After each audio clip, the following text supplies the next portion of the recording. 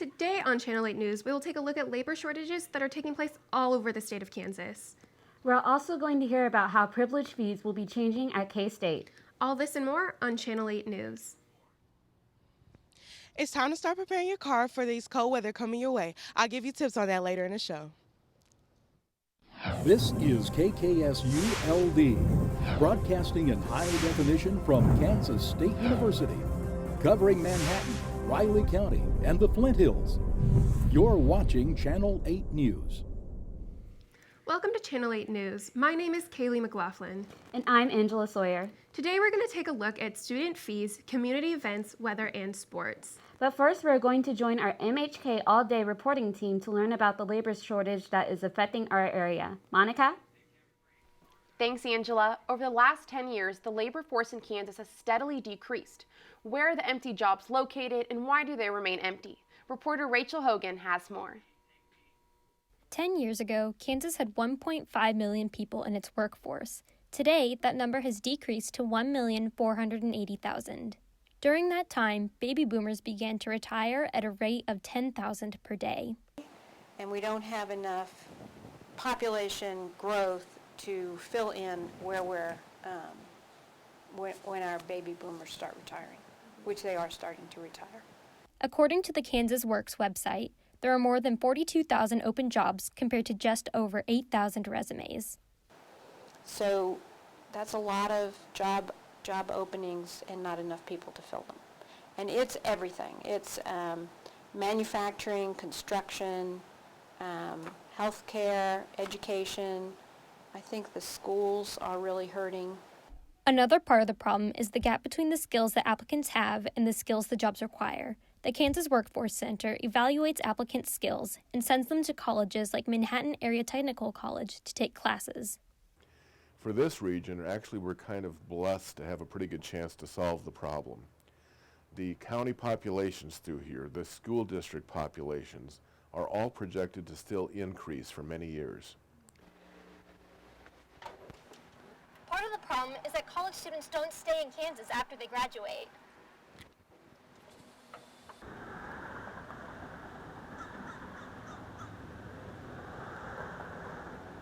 Part of the answer is through giving them skills so they can get a good job and stay here and realize cost of living is not bad. In our case, again, they can come out with almost no student debt, that very good job. And as I remind people, my students are not just employees, they're taxpayers and they're consumers. But if graduates continue to leave, how does Kansas fill vacant jobs? Well, that's a good question. I think that we need to look at where in the United States there's high unemployment and see if those people would like to relocate to Kansas. That's a possibility. Other potential solutions include tapping into other labor pools, like transitioning service members coming out of Fort Riley. In Manhattan, I'm Rachel Hogan for Channel 8 News. Some of the labor pools that could fill vacant jobs include high school students and significant others of soldiers and professors who move to the area. I'm here with Pat Hudgens from the Career Center, and she's the Associate Director of the Career Center there, so we wanted to bring you in today. Pat, thank you for being here today. Let's talk about resumes and job applications and what students should be doing in order to prepare for jobs. So my first question is, how should students be preparing for future employers? Well, sometimes what we ask students to do, or we give them advice to do, is if you know what job you're looking to go into, pull that job the job description from that particular website of a company, like a random company, and then look and see what are they looking for. A lot of times they'll tell you that they're looking for leadership. They're looking for certain things that you're wanting to do, and then it'll help you go backwards to look and prepare yourself early on. Okay. Now, what advice would you give those students who are preparing to enter the workforce? We ask them to come to the Career Center so we can look over their resume.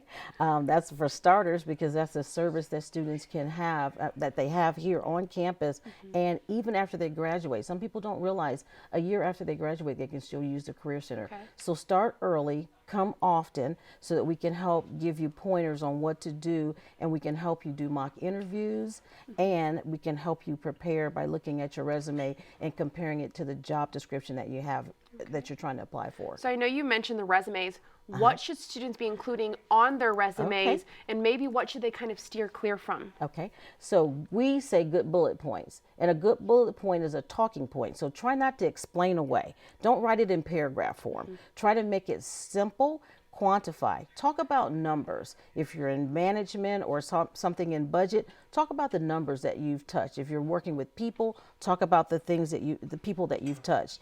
The other things that we want to tell students is make sure not to have what you think is a fun email. Okay. Make it professional. Okay. Because that leaves an impression. Know about your social media footprint. Okay. Know what's out there about you, because even though it's not on your resume, they're going to be doing some digging about you, a lot of digging about you. Well, that's very helpful. Thank you so much, Pat. So you heard it first. Make sure you're monitoring your social media. Now back to you, Kaylee and Angela. Thank you, Pat. Thanks, Monica. Rumors have swirled on campus about student privilege fee changes that are on the horizon. Channel 8 reporter Bernie Harkins found out how it could affect students and other campus organizations. Students who attend Kansas State University pay for tuition, books and supplies, and a required campus fee. Included in the campus fee is the privilege fee. There have been rumors going around about a 3% student privilege fee budget cut. One organization that our privilege fee goes to is Counseling Services, located in Lafayette Health Center on the bottom level. I spoke with Lori Wesley, Associate Director at Lafayette. I think it's a challenge for all of K-State, but I think we're very committed to students and we'll do the best we can. This past year, there have been a 7% increase in the student privilege fee. Many students don't know Safe and Ride is funded by the student privilege fee via Student Governing Association. This email was sent out to students to receive feedback on the program. Here's a picture of all the organizations the privilege fee covers. As you can see, the student privilege fee covers a lot of organizations, including the union. So, some organizations are concerned about the rumored budget cuts. Therefore, I got a chance to speak with Donald Raffel, Committee Chair of Student Privilege Fees, to clear up some confusion. A little bit of a misunderstanding with an email we sent out a couple of weeks ago. So currently right now within SJ and within the committee, we're trying to implement some changes to the privilege fees kind of back-end structure so that we can make some long-term adjustments and changes down the line to try and keep those fees lower for students going forward. This is something SGA is continuously working on. Although, if approved, this will not be an automatic cut, but will go into effect within the next year or two. In Manhattan, Bernie Harkins, Channel 8 News. There will be a meeting tonight that is open for all students to attend. SGA will be discussing the student privilege fee plan and more at the meeting. Open Cupboard is an event hosted by Cat's Cupboard that aims to inform students of their location and services.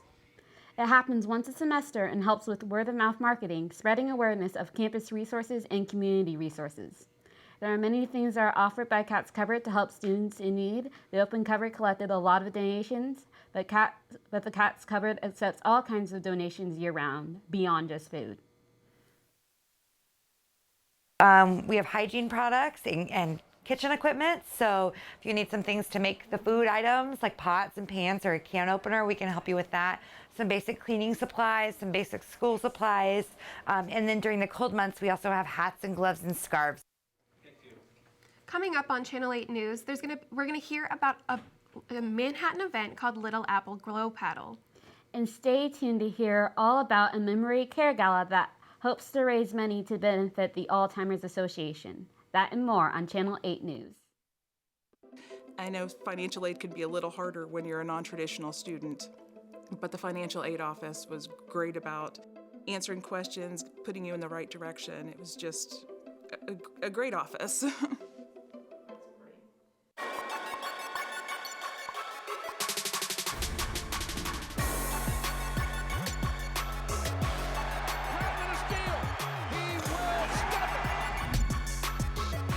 TV and live on Facebook.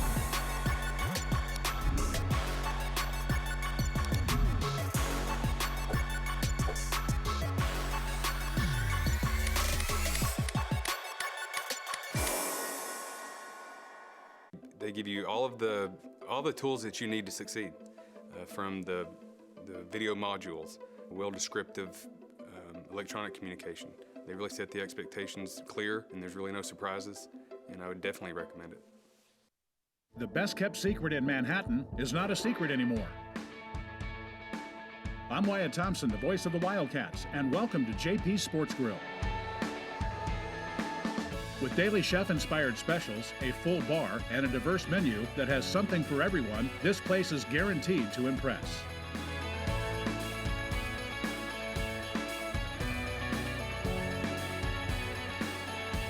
JP Sports Grill, your new favorite spot. Welcome back to Channel 8 News. Home of the Flint Hills just had a memory care gala to raise awareness and funds for Alzheimer's research. We now go live to Channel 8 reporter Bailey Matthews, who is in the field with owner Brad Jones. I'm here at Home of the Flint Hills with Brad Jones. How are you today? Doing well, thank you. Doing well. So Brad, how long have you owned Home of the Flint Hills? So Home of the Flint Hills, we finished up construction with it last year, and it's been up and operational since April 2018. Okay, and what would you say Home of the Flint Hills is? So Home of the Flint Hills is a new concept in senior living. It's where we try to make it more of a boutique style home. So instead of an institutional like a skilled nursing facility, assisted living facility, we try to make it exactly like a home. So when the seniors move in, they've got everything just like what they would have in their regular house with the dining room, kitchen, living room, and the appearance from the outside is where it looks exactly like a house. And how many seniors do you have living here? So in this first building, we've got 16 seniors that have been with us since January 2019. So I see you have some construction going on outside. What is that going to be? So we've got, with Home of the Flint Hills, we've got an expansion to where we're placing our office building is going to be over there, as well as we're building another 16-bed assisted living facility for seniors that's going to be more tailored towards Alzheimer's and dementia. When do you think this building will be done? If the Kansas weather cooperates, we should be looking right around about March 2020. Okay, so at the Memory Gala, how much did y'all raise? We set a goal for $1,000, and we had a really good turnout. We ended up raising a little bit over $2,200. Wow, okay. Thank you so much, Brad. So on Tuesday, Home of the Flint Hills had a Memory Gala. They had food, music, and a silent auction with proceeds benefiting the Alzheimer's Association. CJ Kadavi, the director of Home of the Flint Hills, says that every dollar counts. You know, I don't really think we have a goal, but I would love to raise $1,000 for the Alzheimer's Association. I think that would be a great number, but anything is better than nothing. I feel like so. Well, that's all we have here at Home of the Flint Hills. Back to you, Angela. Thanks, Bailey. The weather may be getting colder outside, but that's not stopping some residents in the town of Manhattan from paddling on Tuttle Creek. Reporter Nick Yuska has more. Last Saturday, the Manhattan Parks and Recreation Department teamed up with the K-State Recreation Department to put on the 2019 Little Apple Glow Paddle. The event was put on to bring out more community involvement, and for Bill Brock, who was there to watch his granddaughter, it was a great way to come together as a community. We didn't know much about what was going on, but the kids invited us to come see it, so here we are. I think this looks like a fun event. I see little kids and dogs and everything else in boats, so I'm sure it's going to be a fun event. The event was held at River Pond near the dam of Tuttle Creek, a new location they have had to use following the heavy rainfall the past couple months, according to Recreation Supervisor Ryan McKee. The flooding has been a real problem, obviously.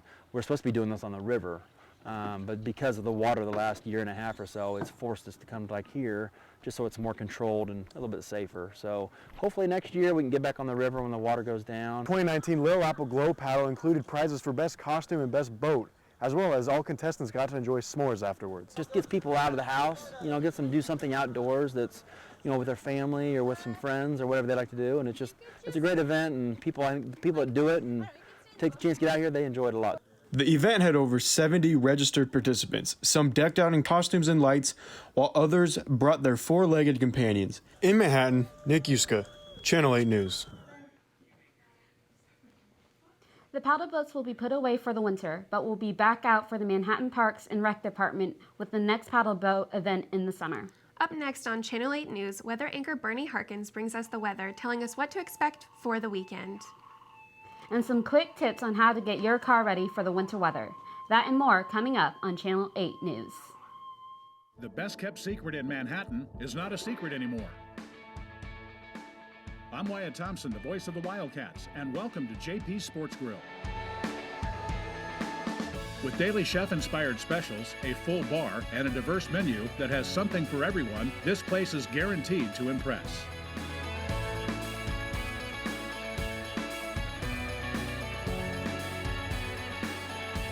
JP Sports Grill, your new favorite spot. We are a family that does not tolerate discrimination of any kind. A family that represents a diverse and eclectic population. We are a family that believes that diversity, inclusion, and sportsmanship are expectations. We are a family that is supportive and seeks to promote a positive and welcoming environment. A family that treats people with respect and dignity. An empowered family. Who empowers family. We are family, diverse and together. Oh, it's been like the best adventure of my life. Best, hands down. Don't tell my children I said that, but absolutely the best thing ever. I've had so much fun. I've learned so much, and I think the thing that I love most about this program, the expectations are just like that of a regular full-time program. There's discussions, there's discussion board posts, there's interaction with the instructors, just like you would have if you were on campus. I love it. It's finally starting to feel more like fall. Let's get a look at the upcoming weather conditions for this weekend. Bernie?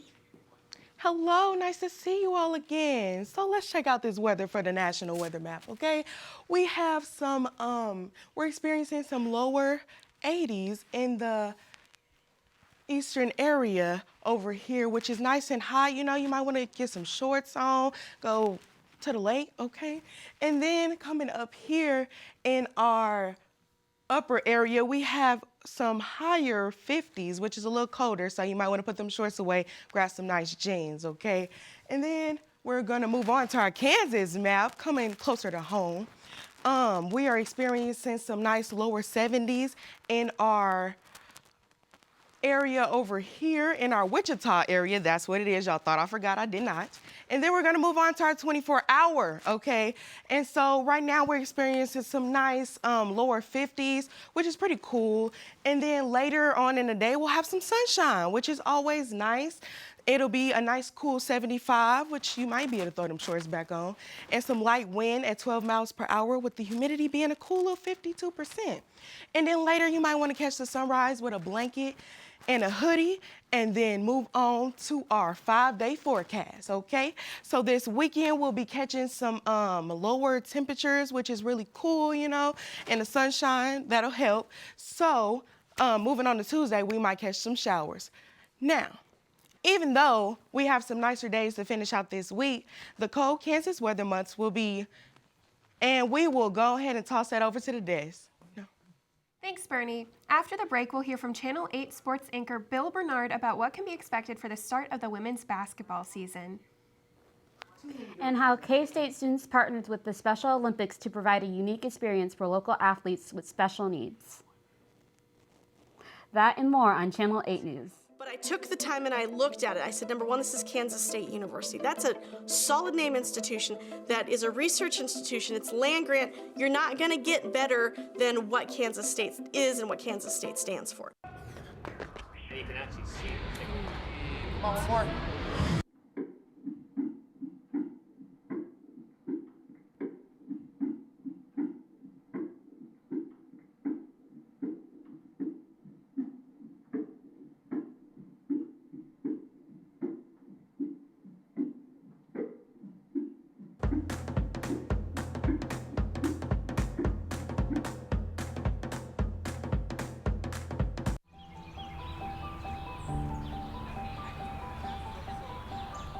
H1 minus H2 plus V1 squared minus V2 squared all over 2.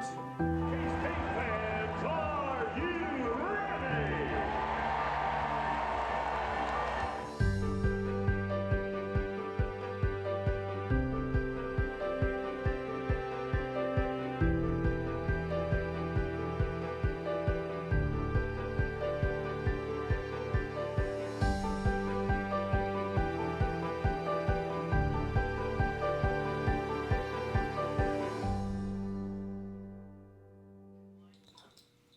Today in sports, an update of K-State's women's basketball team season getting underway. Sports anchor Bill Bernard has more. Bill? Thank you, Angela. Women's basketball is kicking off their season in just 12 days with a home exhibition game against Washburn University. Last year, they ended their season 21-12. After 2 weeks of preseason practice, Coach Mitty is feeling optimistic.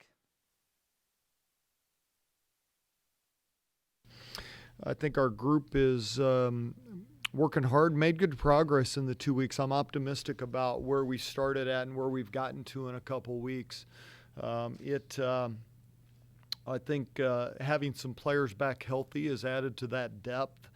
But I like what I see. I thought today, in terms of just getting to today's practice, coming off the weekend, we've been grinding pretty hard here.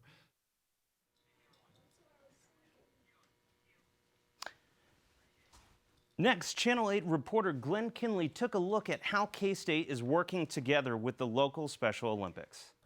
Manhattan Special Olympics is partnering up with K-State Rec Services to give both Special Olympians and K-State students a unique experience through unified sports. One Special Olympics participant, Michael Carpenter, is loving every second of it. Yeah, I just love it. It's been like a so really good environment, and it's also been, pretty cool to hang out with college kids that know how to play the sport. Unified sports involves a mix of Special Olympians and K-Staters integrated onto each of their teams. Unified is new to K-State, but becoming more popular nationwide. Last year they offered only basketball, but this year they plan to offer football, volleyball, basketball, and indoor soccer. So this is a really neat way for both worlds to collide, and it's really bringing campus and community together. So we think it's pretty cool. One parent, Cammie Shandy, spoke about how much she has enjoyed watching K-State students interact with kids like her son, Doug. I think it's amazing. The kids, young adults who come out and give their time to be with our young people and our old people, it's just amazing. The goal is for unified sports to be something that athletes, volunteers, and everyone involved can enjoy. This is the first thing with the Special Olympics I've done. So coming out here and being involved with it has made a huge impact on my life. And I've really enjoyed, again, getting to know Michael over here, all these guys out here. It's been just a blast. The Unified Flag football games are hosted right here at the K-State Rec Fields, including the championship game, which is going on right now. The next fall sport offered for Unified is volleyball, which starts on Monday. I like how I play with K-State people, and I also like the environment, playing more competitive sports. From Manhattan, I'm Glenn Kinley, Channel 8 News. For more information or to become involved with Unified Sports, you can visit their website below. That's what we have today for sports. Back to Angela and Kaylee. Well, thanks, Bill. After the break, we'll hear from Paige Eichhorn, the president of Cats Against Sexual Violence, about why she's such a strong advocate for survivors of sexual abuse on campus and more.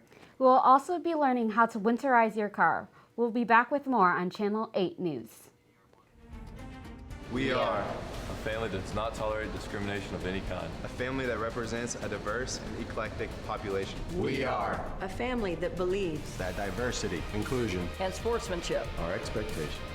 We are a family that is supportive and seeks to promote a positive and welcoming environment. A family that treats people with respect and dignity. An empowered family. Who empowers family. We are family, diverse and together. This was my first time taking an online course, and well, it went really, really well. It really did not feel like an online course for me. It felt like we were in a classroom talking and discussing and collaborating with each other. It's a renowned university, and I really take pride in calling myself a Wildcat, and I'm really proud that I'm a K-State alumni now. So I think it adds up a lot of value that I'm from K-State.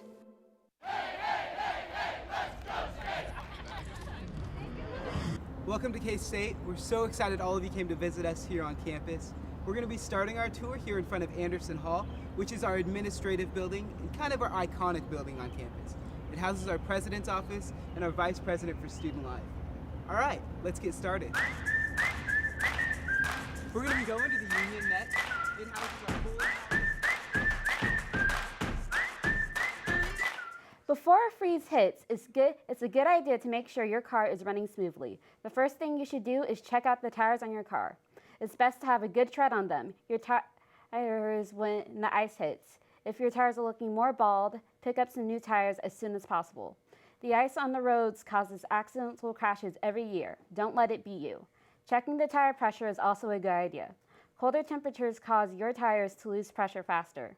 Another thing you're going to want to do is pack an emergency safety kit to keep in your vehicle, with items like waters, blankets, a flashlight, gloves, and other items you could use if your vehicle ever got stranded.